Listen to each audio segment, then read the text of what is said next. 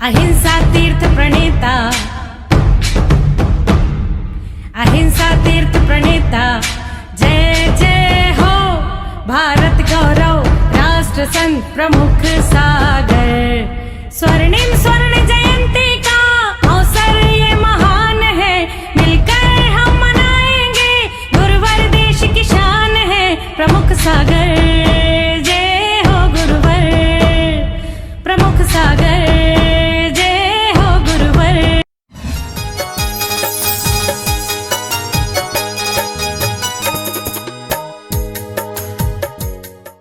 धर्म से बबात्माओं, आज हम 9वें नंबर के श्लोक की ओर चल रहे हैं। 9वें नंबर के श्लोक में आचार्य मांगतुंग स्वामी बड़ी प्यारी सी बात कर रहे हैं। एक बार सभी लोग बोलेंगे, अस्ताम तवस्त वनमस्त समस्त दोषाम तत्संकेतापि जगताम दुरितानि हन्ति।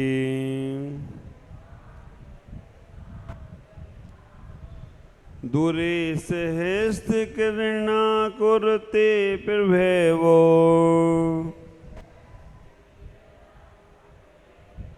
पद्माकरे सुजल जानि विकास भांजे।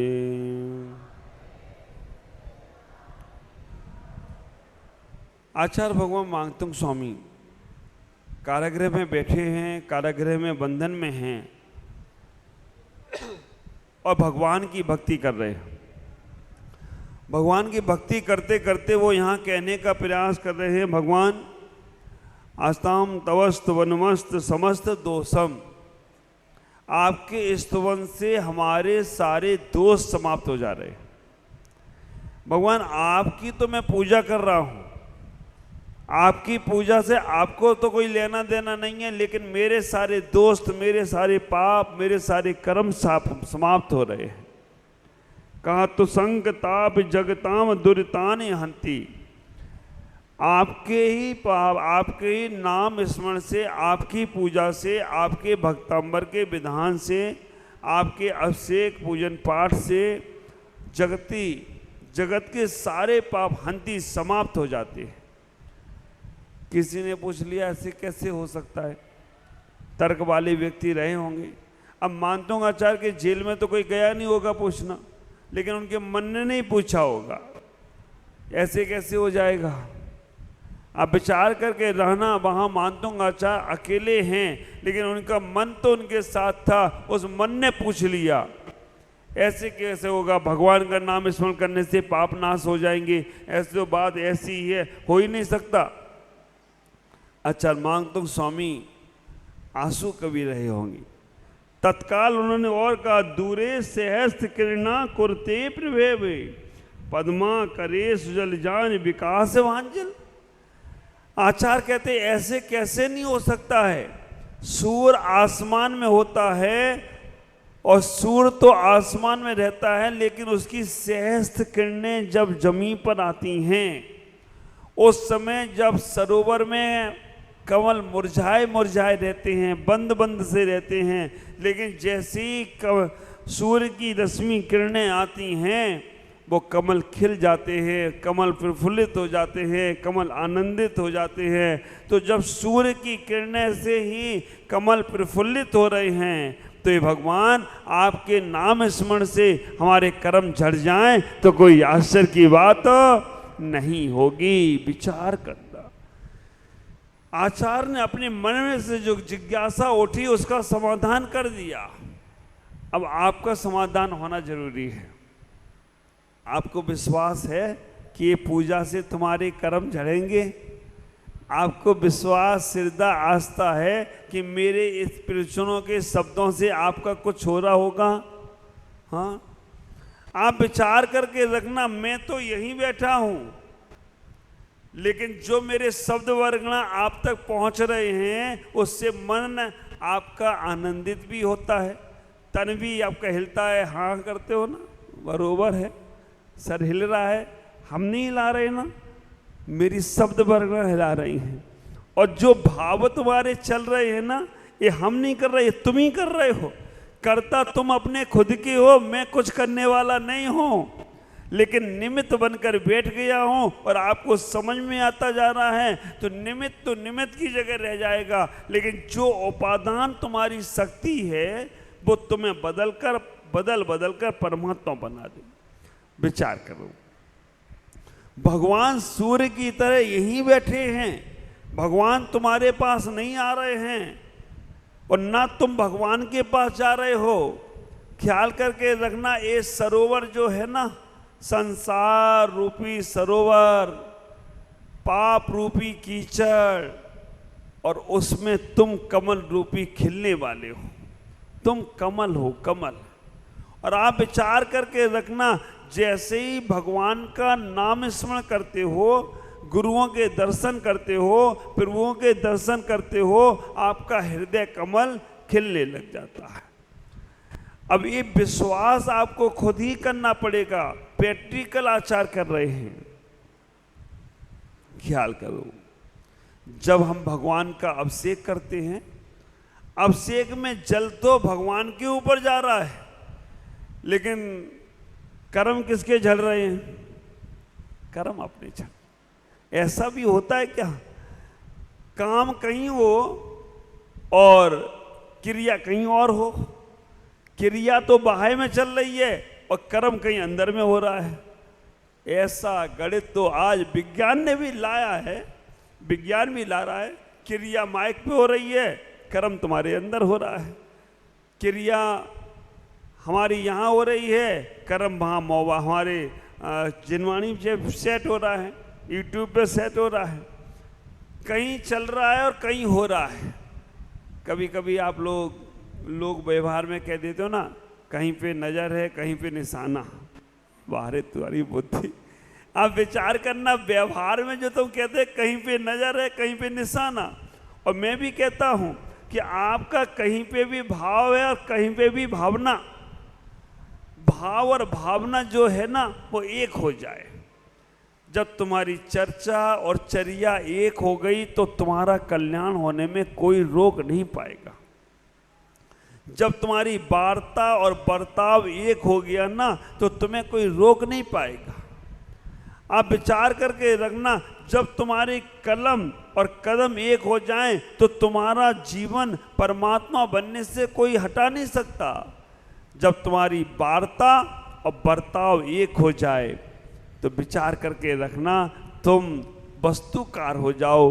वस्तु नहीं रहोगे, जीव नहीं रहोगे, जीव आकार को प्राप्त हो जाओगे। इतना ही विचार करना।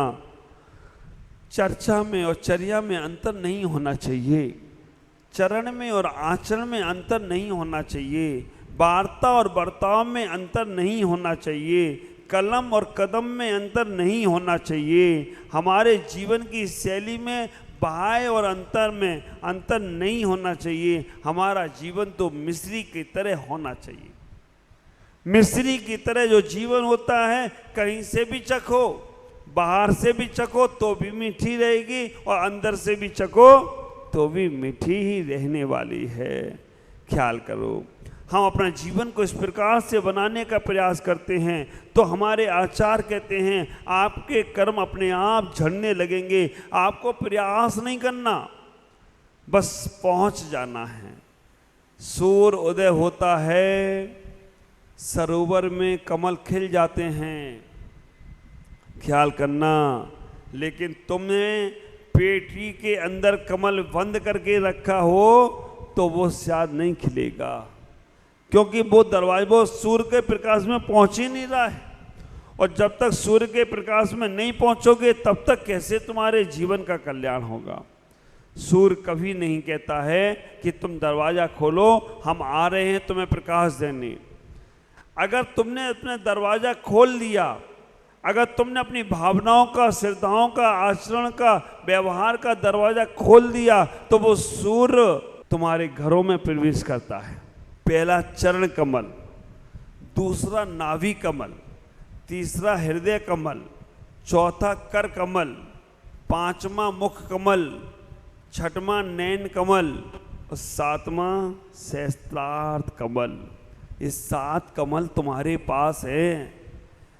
एक आदमी खिला, क्योंकि सूर्य के प्रकाश में गए नहीं। अभी तो आप लाइट के प्रकाश में घूम रहे हो, और लाइट को ही सूर्य समझ रखा है।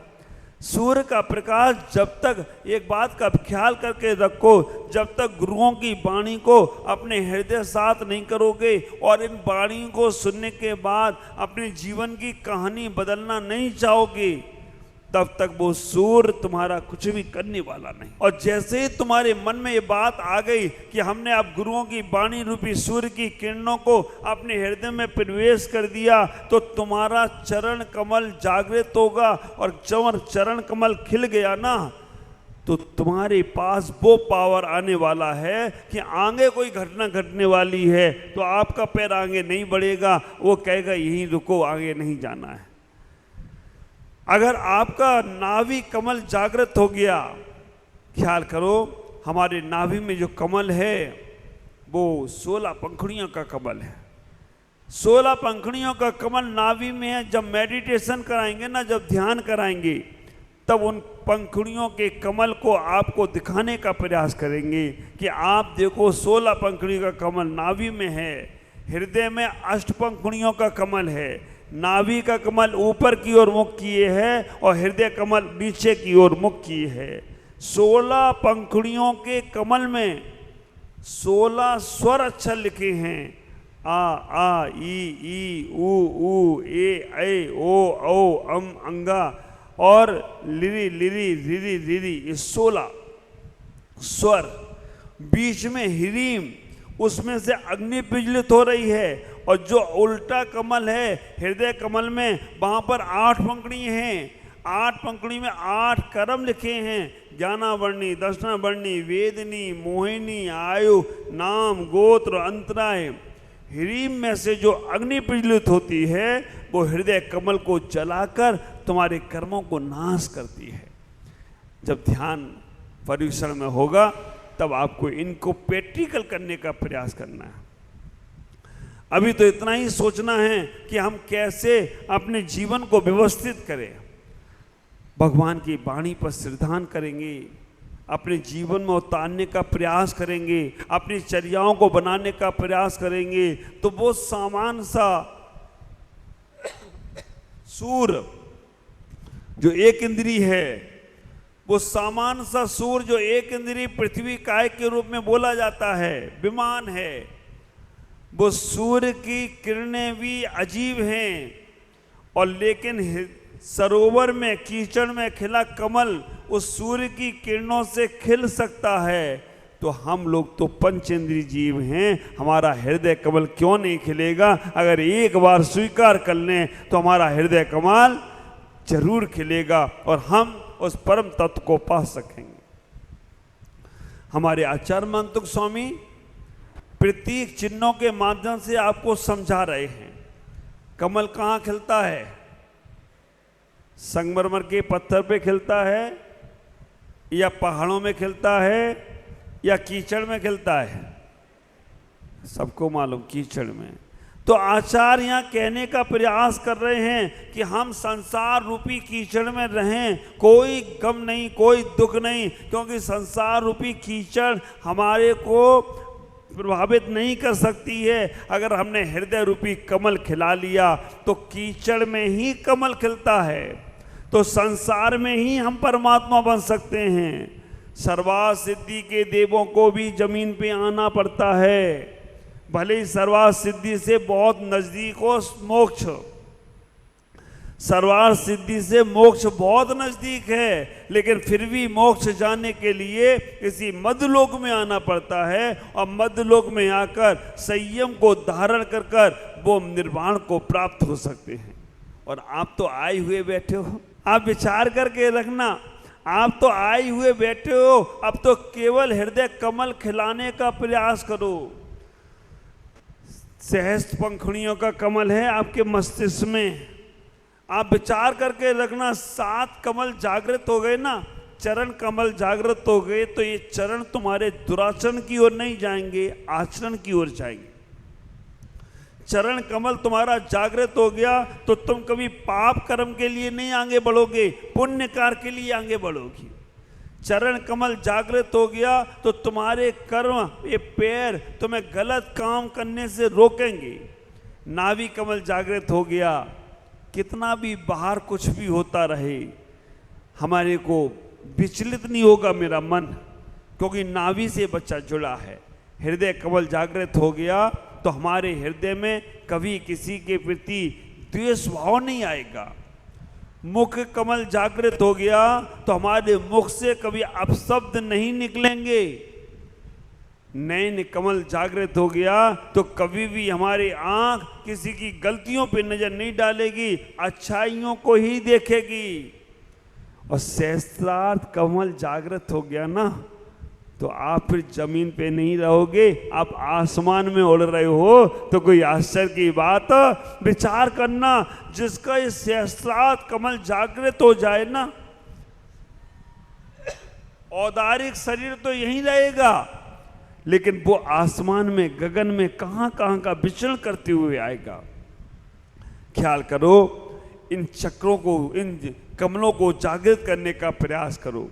आचार्य मांगतुक स्वामी इस काव्य के माध्यम से इतना ही तो कहना चाह रहे हैं, इतना ही हमें समझाना चाह रहे हैं कि आप अपने अंदर बैठे कमल को जगा लो, आप अपने हृदय रूपी कमल को जगाओ, संत रूपी वाणी से जगाने का प्रयास करो, भगवंत की वाणी से जगाने का प्रयास करो, क्योंकि उनकी वाणी की किरणें वो तुम्हारे पास नहीं आएंगी, लेकिन उनकी वाणी की जो किरणें आ रही हैं ना, उन किरणों को लेकर अपने हृदय रूपी सरोवर में उन परम भक्ति रूपी कमल को खिला लो, जिससे तुम सबको सुगंधित कर सकते हो, अपने भी जीवन का कल्याण कर सकते हो।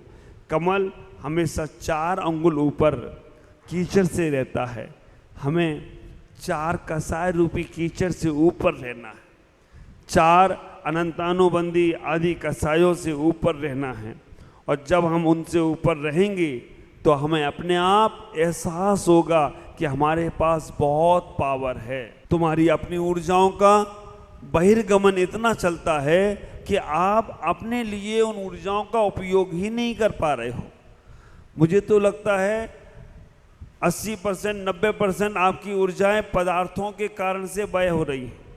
पदार्थ, इतना मन पदार्थों में अटका पड़ा है, चाहे गाड़ी हो, घर हो, मकान हो, दुकान हो, सामान हो, मोबाइल हो, इन पदार्थों में ही 80% ऊर्जा दे दी, 10% परिवारों को दे दी, 2-4-5% और इधर उधर को दे दी। अपने लिए तुम्हारी ऊर्जाओं का अंतर्गमन नहीं हो रहा है। बस 5 मिनट का भी समय आप अपने अंदर में निकालें, अपने अंदर की उन परमाणुओं को, परिणामों को, विचारों को अच्छा बनाने का प्रयास करें, जैसे तुम्हारा जीवन आनंदित होगा, मंगलमय होगा। आज इस काव्य का केवल इतना सारांश है, सूर्योदय होता है, हृदय में सूर्योदय होता है, सरोवर में कमल खिल जाता है। भगवान आपकी स्तवन से हमारे कर्म सब झड़ जाते हैं, केवल हमें आपकी भक्ति करने का मौका दिने भक्ति दिने भक्ति दिने भक्ति हमेशा मिलता रहे। यही भावनाओं के साथ मैं अपनी वाणी को विराम देता हूँ। ओम नमः जय गुरु।